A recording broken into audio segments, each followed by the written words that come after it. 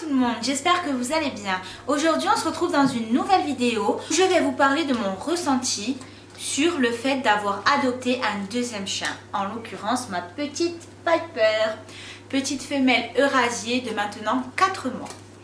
Alors tout d'abord, je vais vous donner des conseils et mon avis personnel. Alors si je peux me permettre, pour ma part, le fait d'avoir un deuxième chien n'était pas du tout d'actualité au départ quand j'ai pris Mila. Il faut savoir qu'avec Mila, j'ai une relation très fusionnelle. Elle est arrivée dans ma vie à un moment où j'en avais vraiment besoin. Et du coup, pour moi, l'idée d'avoir un second chien, ça me traversait pas plus la tête que ça. Et en fait, plus le temps passait, et à la base, moi je voulais un autre petit Spitz pour qu'elle puisse vraiment jouer avec ma petite Mila. Sauf que mon copain voulait un grand chien. Du coup, moi là-bas, je suis pas très grand chien. J'ai toujours eu des petits chiens depuis que je suis née. Et du coup, c'est vrai que pour moi, un grand chien, dans ma tête, c'était beaucoup plus de contraintes. Ça n'avait rien à voir. Et je le remarque actuellement que je remarque la différence entre Mila et Piper. Elle est vraiment flagrante sur le quotidien en général. Donc pour ma part, Piper, elle est arrivée en janvier, mais ça n'a pas du tout été une décision coup de tête. Ça a été très compliqué, beaucoup de remises en question. J'ai ma petite louloute Mila qui me fait énormément de protection de ressources. Donc je savais très bien que j'allais avoir des soucis à ce niveau-là à la maison. Du coup, j'avais peur en fait que déjà le duo grand chien petit chien se passe mal. Alors j'en ai passé des nuits blanches à pleurer, à me demander vraiment est-ce que je ne fais pas une bêtise. Mais d'un autre côté j'en avais envie, mais d'un côté j'avais peur que Mila m'en veuille. C'était vraiment très compliqué. Et donc j'ai connu l'Eurasier sur Instagram. Et c'est vrai que déjà physiquement c'était une race qui me correspondait à 100%.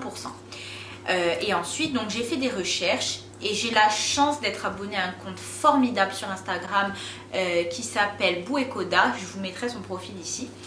Et du coup, elle a le petit duo Spitz Eurasier. Et elle m'a énormément aidée. Parce que c'était l'une de mes premières craintes d'avoir un petit chien de 4 kilos contre un chien de 25 kilos. Je me suis dit, mais ma petite Mila, la pauvre, elle va s'en prendre plein la tête tous les jours. Du coup, c'est vrai que c'était vraiment dur psychologiquement pour moi, le fait d'envisager l'adoption d'un grand chien. Donc sur ce point-là, c'est vrai qu'on m'a beaucoup conseillé. J'ai pu discuter avec beaucoup de propriétaires qui avaient ce duo-là, pas forcément Spitz Eurasier, mais petit et gros chien. Et c'est vrai que ça m'a beaucoup rassurée. Pour ce qui est de ma petite histoire, on a fait le tour. Maintenant, si je peux me permettre de vous donner quelques conseils. Déjà, il est très important d'attendre que votre premier chien soit aidé. Moi, le mieux que je conseille, c'est d'attendre qu'il a 1 an et demi, 2 ans. Moi, Mila, elle va avoir 2 ans là dans un mois, le 15 avril. Et c'est vrai que je pense qu'il est primordial parce que il faut que l'éducation soit cadrée, le rappel, très important, tout ça, il faut que vous soyez d'abord au carré avec votre premier chien avant d'en adopter un second. Et après c'est propre à chacun, mais c'est vrai que l'envie d'avoir un second chien, déjà c'est une envie d'humain. Je veux dire, il y a des chiens qui vivent très bien tout seuls et qui n'accepteront pas forcément un deuxième chien. Donc ça, après, c'est à vous d'observer et de savoir ben, si votre premier loulou, il s'entendra, pas qu'il s'entendra bien, parce qu'on ne sait jamais, on ne peut pas comparer, chaque binôme est différent, chaque chien a son caractère, donc ça, malheureusement, c'est propre à chaque binôme. Mais vous pouvez quand même anticiper et savoir si votre chien, il accepterait potentiellement un second copain. Moi, ma plus grosse peur, c'était au niveau de la maison. Comme je vous ai dit, Mila me fait énormément de protection de ressources. Alors je savais très bien que lorsque Piper serait allée au panier, aurait pris ses jouets, ça allait, pas en bagarre, mais en grognement. Du coup, je ne me suis pas trompée, c'est ce qui s'est passé, mais j'ai eu la chance d'être suivie par Laurine Sino. Je vous mettrai son profil ici. C'est une comportementaliste canine qui me suit depuis 1 an et demi déjà, quand j'avais eu des petits soucis avec Mila. Et là, du coup, pour l'arrivée de Piper, elle a été là du début à la fin. Et franchement, elle m'a beaucoup aidée. J'ai appliqué tous ses conseils et c'était nickel. Au bout de 3-4 jours, les fifis se sont très bien entendus. Il y a juste eu quelques petites altercations, mais sans gravité, je dirais. Maintenant, donc ça fait 2 mois que Piper est à la maison.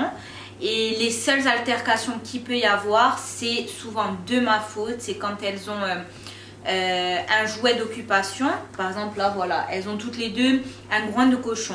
Je sais très bien que Piper va finir en premier. Et elle va aller embêter Mila. Du coup, Mila va grogner. Et ça risque de monter en pression. C'est pour ça que, petite parenthèse, pour tout ce qui est jeu d'occupation, je n'en donne jamais sans surveillance. Je suis toujours présente lorsque je leur en donne. Et puis toujours sous surveillance parce que Piper est quand même, elle fait quand même déjà 10 kilos. Elle peut facilement blesser Mila, alors toujours sous surveillance. Ensuite, je vais vous parler un peu... on va parler tout ce qui est niveau budget, tout ça. C'est quelque chose qu'il faut prendre en compte. Moi, par exemple, le gros point qui m'a fait réfléchir, c'est que Mila est au barf. Et pour moi, il n'était pas question que j'ai un chien au barf et un chien aux croquettes. C'était soit toutes les deux au barf, soit je n'en prenais pas. Sauf que, il faut savoir que nous, ici en Corse, on n'a pas accès aux commandes groupées. Et pour ceux qui ne s'y connaissent pas en barf, au départ, quand on va passer un chiot au barf, le pourcentage va être très élevé par rapport à son âge. Du coup, là, je vous donne un exemple comme ça. Piper aurait besoin de presque entre 1,5 kg et 2 kg par jour de viande. Et comme je n'ai pas accès aux commandes groupées, pour l'instant, c'était pas possible pour moi, dans un premier temps, de la passer au barf parce que j'en aurais au moins pour... j'ai fait des calculs comme ça, grosso modo. J'en avais pour au moins 400 € que pour Piper. Et c'était juste pas possible. Alors, j'ai pris la décision de la passer lorsqu'elle aura atteint ses 7-8 mois. Là où son poids sera stabilisé. Et du coup, en parallèle, je me suis renseignée chez des ventes de viande en gros. Bon, ce n'est pas des prix aussi attractifs que les commandes groupées du continent, mais c'est déjà pas mal. Donc, comme je vous ai dit, il n'était pas du tout possible pour moi d'avoir une chaîne au barf et une chaîne aux croquettes. Donc c'est la décision qu'on a prise avec mon copain, que Piper serait comme Mila, aux croquettes jusqu'à ses 6-7 mois. Et du coup, à peu près dans ces eaux-là, on la passera au barf. Et donc déjà, ça c'était un gros point positif à prendre en compte parce que du coup, l'alimentation est doublée. Bon, moi, Mila, ça va, elle me coûte pas très cher. Mais Piper, je sais qu'elle va me coûter minimum 100 € par mois. Ensuite, il faut compter tout ce qui est vaccination, ça coûte très cher en double. Il faut compter tous les éventuels accidents. Tout ça, il faut vraiment le prendre en compte et pouvoir l'assumer, quoi. Les friandises, Les accessoires, quand on a un petit chien, moi pour Mila ça va, par exemple le harnais True Love il va coûter 20 €, mais à Piper un harnais en taille L il va de suite coûter 40-50 €. Donc ça aussi il faut le prendre en compte, plus le chien est grand, plus les accessoires vont coûter cher. Et c'est comme ça pour tout, pour les paniers, pour les laisses, les harnais, les jouets aussi, hein, plus c'est gros, plus c'est cher. Donc c'est vrai qu'il faut prendre tout ça en compte. Et moi je vous dis, avec mon copain, on a choisi l'élevage au mois d'août. Et on a récupéré Piper en janvier. Mais on a choisi l'élevage en août. C'est-à-dire que depuis le mois de mai, je crois, on faisait tous les deux hein, des recherches, je faisais des calculs pour savoir si justement s'il y avait un pépin on pouvait s'en sortir. Donc tout ça il faut y penser parce que c'est très très important. Il y a trop d'abandon et on va parler maintenant des contraintes parce que oui, il y a des contraintes. Certes, avoir 2 chiens, c'est 2 fois plus d'amour, 2 fois plus de bisous, de câlins, mais il y a aussi des contraintes. Moi, je peux vous en témoigner avec la différence de taille. Par exemple, l'été dernier, nous sommes allés en vacances dans le sud de la Corse avec mon chéri et Mila. Donc voilà, pour un petit chien de 4 kilos, pas de souci, on est allé dans un hôtel 5 étoiles, enfin ils l'ont accepté sans problème. Mais je sais très bien que cette année, ça ne sera pas possible avec Piper du fait qu'elle pèsera 25 kg. C'est des choses qu'il faut prendre en compte. La taille du chien, il faut en être conscient. Par exemple, au restaurant, il y a des patrons qui vont accepter Mila, mais par exemple, pas Piper. Bon, pour l'instant, je n'ai pas eu à vivre ça, mais je m'y suis préparée. Je sais très bien que les vacances vont être plus compliquées. Jusqu'à présent, j'ai pris l'avion avec Mila parce qu'elle pouvait être en cabine avec moi. Mais je sais très bien que maintenant, je ne prendrai plus l'avion à moins d'être obligée. Mais après, voilà, je ne juge pas, chacun fait comme il veut. Mais moi, je sais très bien que je ne pourrais pas, psychologiquement, je n'arriverai pas à mettre Piper en soute. Après, voilà, chacun fait comme il veut. Je ne juge personne. C'est pas du tout un jugement. Mais pour ma part, je sais que ça ne sera pas possible. Donc, il faudra rallonger les temps de voyage. La voiture aussi, il faut avoir une voiture adaptée pour un grand chien. Là, Mila, je la mettais dans son panier derrière ou devant. Hop, elle prenait pas de place. Piper, c'est autre chose. J'ai dû bâcher tout mon arrière de voiture et hop, c'est condamné. Enfin, c'est plein de petites choses comme ça qu'il faut prendre en compte. Les vacances, donc même si vous allez dans de la famille, avoir 2 chiens, c'est toujours plus compliqué. Même si c'est la famille, parfois ils vont pas vouloir vous les accepter. Pareil, si vous voulez les faire garder, ça va coûter plus cher. Les billets seront... Enfin, tout ça, il faut vraiment le prendre en compte parce que ça peut vite chiffrer et pas tout le monde malheureusement n'a les moyens. Donc il faut vraiment penser à tout.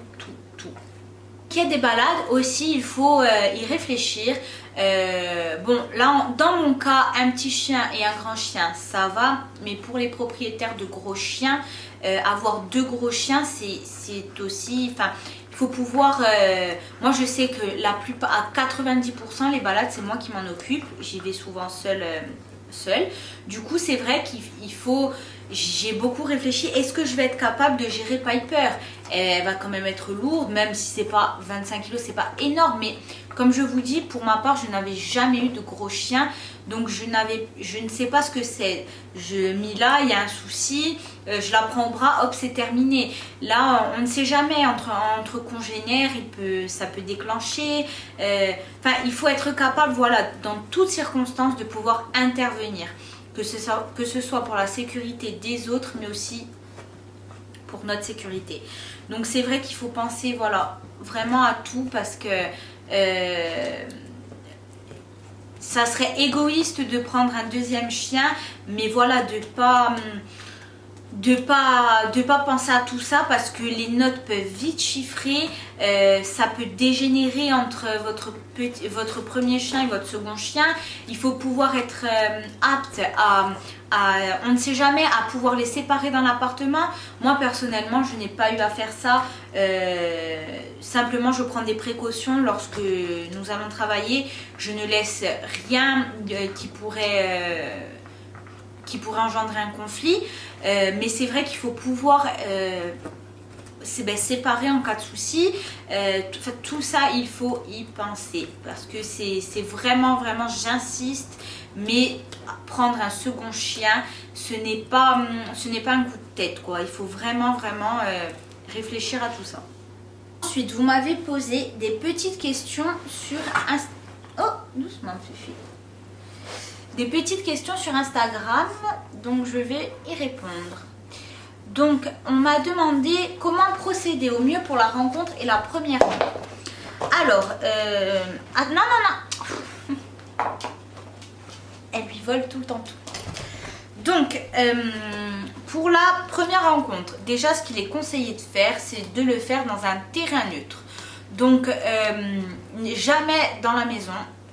Toujours à l'extérieur, si tu peux partir en balade ou devant chez toi, enfin peu importe, mais en tout cas en terrain neutre, jamais directement dans la maison. Et la première nuit, alors écoute, il y a plusieurs écoles à cette question. Moi personnellement pour Mila, je l'ai prise avec moi dans le lit. Alors certains te diront qu'il ne faut pas, d'autres oui. Moi après franchement chacun fait comme il veut, moi j'ai jamais eu de souci avec cela. Et pour Piper par contre, comme en fait il y avait Mila déjà qui était sur le lit, et comme la première soirée a été un peu compliquée, Mila n'acceptait pas pas tellement Piper. Du coup mon copain a dormi avec elle sur le canapé et elle n'a pas pleuré, ça s'est très bien passé. Il a fait ça pendant 2-3 nuits. Et après, on l'a habituée à dormir toute seule à dormir où elle voulait, quoi, au pied du lit, dans le salon, comme elle voulait. On n'a pas eu de soucis avec ça. Ensuite, donc comment gérer quand un est au barf et l'autre aux croquettes? Alors, comme je l'ai dit en début de vidéo,